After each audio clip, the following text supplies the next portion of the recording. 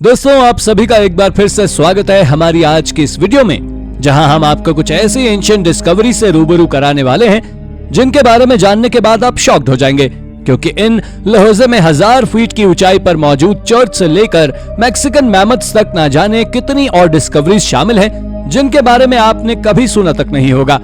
तो चलिए शुरू करते हैं आज की इस मजेदार वीडियो को। Number 10, ancient Roman temple. दोस्तों, हाल ही में आर्कियोलॉजिस्ट ने नीदरलैंड से कुछ चौंका देने वाले प्राचीन रोमन टेम्पल के कॉम्प्लेक्सेस को खोजा है। दरअसल उन्होंने वहां से एक नहीं बल्कि 2 टेम्पल कॉम्प्लेक्सेस को खोजा है जिसे 1st सेंचुरी के दौरान रोमन सोल्जर्स के द्वारा उपयोग में लिया जाता था।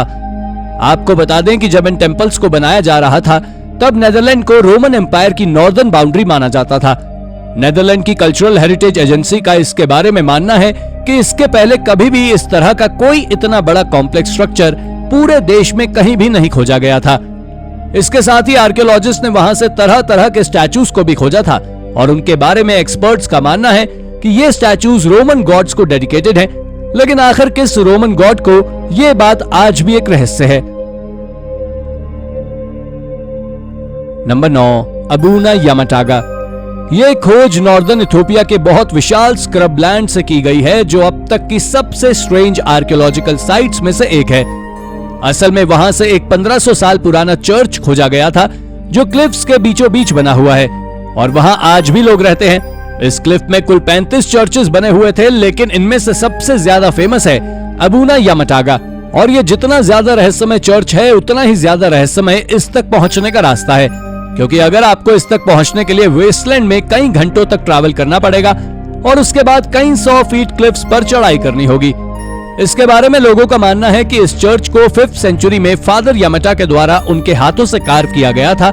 जिन्हें नहीं पता उन्हें बता दें कि ये सेंट इथियोपियन ऑर्थोडॉक्स चर्च में बने 9 सेंट्स में से एक है, लेकिन आखिर उन्होंने इसे क्यों कार्व किया था, ये बात आज भी रहस्य ही है। Number 8, Culver Hole. दोस्तों, कल्वर होल एक मिस्टीरियस वॉल्ड सी केव है जिसे 13th सेंचुरी एडी में बनाया गया था। इस केव को यूनाइटेड किंगडम के वेल्स के कोस्ट से खोजा गया था। इसके बारे में ऐसा कहा जाता है कि ये एक ग्रोटो से ज्यादा कुछ नहीं है जो पानी की लहरों से बना था और मिडिवल एज के समय पर पक्षी इसका उपयोग किया करते थे। खैर, असल में ये देखने में किसी बिल्डिंग की तरह नजर आता है जिसमें करीब 30 चैम्बर्स मौजूद हैं। एक्सपर्ट्स की माने तो उनका कहना है कि इन कल्वर्स होल्स को इंसानों के द्वारा बनाया गया था, लेकिन अगर ऐसा कुछ है तो आप ही सोचिए कि यहाँ कौन रहता होगा और इसे किसने बनाया होगा। दोस्तों, यही वो मिस्ट्री है जिसे आज तक आर्कियोलॉजिस्ट भी सुलझा नहीं सके हैं। Number 7, mystery figurine. यह खोज आज से 2 साल पहले यानी 2020 में ही की गई है, जिसे एक ट्रक ड्राइवर रोनाल्डो के द्वारा अंजाम दिया गया है। असल में बात ऐसी है कि जब ये ट्रक ड्राइवर जर्मनी के बाल्टिक कोस्ट पर ड्राइविंग कर रहा था तब इसने वहां से कुछ अजीबोगरीब सा स्ट्रक्चर खोजा था, लेकिन जब इसने उसे अच्छी तरह से साफ किया तो पाया कि ये तो ब्रॉन्ज से बनी हुई एक फिगरिन है जिसका सिर अंडे के शेप का था और नोज बहुत ही बड़ी थी, जिस कारण से ये एक बहुत रेयर आर्टिफैक्ट बन गया। पर इससे पहले भी इस तरह के 13 फिगरिन्स को दुनिया के अलग अलग कोने से खोजा गया है जो देखने में बिल्कुल एक जैसे दिखाई देते हैं, जिसको बहुत से लोग ट्रेड और मनी की गॉडेस की फिगरिन कहते हैं, लेकिन असल में ये क्या है इसके बारे में किसी को नहीं पता है। Number 6, mysterious submerge structure. दोस्तों, हाल ही में आर्कियोलॉजिस्ट ने एक प्राचीन टूम को खोजा है, लेकिन ये कोई साधारण टूम नहीं है बल्कि ये एक डॉल्मेन है। इसको आयरलैंड के ईस्टर्न शोर पर मौजूद एक कॉक हार्बर से खोजा गया है जो रोस्टलिन के पास है। दरअसल जब इस कोस्ट का पानी कम हुआ तब वहां एक अजीब सा स्ट्रक्चर दिखने लगा था जो कि एक डॉल्मेन था। जिन्हें नहीं पता उन्हें बता दें कि डॉल्मेन 3 पत्थरों का एक ग्रुप होता है जिसमें एक पत्थर 2 पत्थरों के ऊपर रखा हुआ होता है। हालांकि ये डॉल्मेन दुनिया में खोजे गए अब तक के सबसे बड़े डॉल्मेन्स में से एक है जो करीब 82 फीट लंबा है और ये प्री हिस्टोरिक टाइम से पानी के नीचे छिपा हुआ था। ये डॉल्मेन टूम कितनी ज्यादा रहस्यमय है इसका पता तो आप इस बात से ही लगा सकते हैं कि ये कितना पुराना है। इसका पता तो अब तक साइंटिस्ट भी नहीं लगा पाए हैं। Number 5, the अशमॉल स्टिला। अशमॉल स्टिला को national institute of anthropology and history के द्वारा मेक्सिको की एंशिएंट सिटी अशमॉल से खोजा गया था और ये अशमॉल स्टिला कुछ और नहीं बल्कि एक माया स्टिल है। अशमाल के बारे में जो लोग नहीं जानते वो जान ले कि ये युकाटन पेनिनसुला में मौजूद एक एंशियंट सिटी थी जो 600 एडी से 900 एडी के बीच तबाह हो गई थी और इस पीरियड को लेट क्लासिक पीरियड भी कहते हैं। इस सिटी के अंदर एक एंशियंट कॉम्प्लेक्स भी मौजूद है जिसे एल पालोमार और पिजन हाउस कहा जाता है। ये एंशियंट कॉम्प्लेक्स एक समय पर एक पैलेस हुआ करता था जो आज एक खंडहर के अलावा कुछ भी नहीं है। हालांकि इसके पास से जिस चेल को खोजा गया था असल में उसके दोनों ओर कार्विंग्स मौजूद थी। जहां एक तरफ फीमेल डाइटी की कार्विंग थी तो वहीं दूसरी ओर मेल डाइटी की कार्विंग मौजूद थी जिनके सिर पर फेदर से बना हुआ एक ताज भी था, पर अब तक ये पता नहीं लगा है कि ये कौन से डाइटी थे। Number 4, the Griffin warrior. ये खोज ग्रीस के एंशियंट सिटी पाइलोस से की गई है जहां से आर्कियोलॉजिस्ट को एक शाफ्ट टूम मिली है और ये शाफ्ट टूम ब्रॉन्ज एज के समय की है। जब इसकी कार्बन डेटिंग की गई तो पता लगा कि ये 1450 बीसी के आसपास की है और इसके अंदर एक मेल स्केलेटन मौजूद था जिसे आज ग्रिफिन वॉरियर कहा जाता है। शुरुआत में जब इसे खोजा गया था तब यूनिवर्सिटी ऑफ सिंसिनाटी के रिसर्चर्स ने इसके आसपास के एरिया का एक्सकवेशन किया तो उन्हें वहां से करीब 1400 आर्टिफैक्ट्स मिले थे जिसमें jewellery, gold artefacts, forged weapons और आर्मर जैसी चीजें शामिल थी।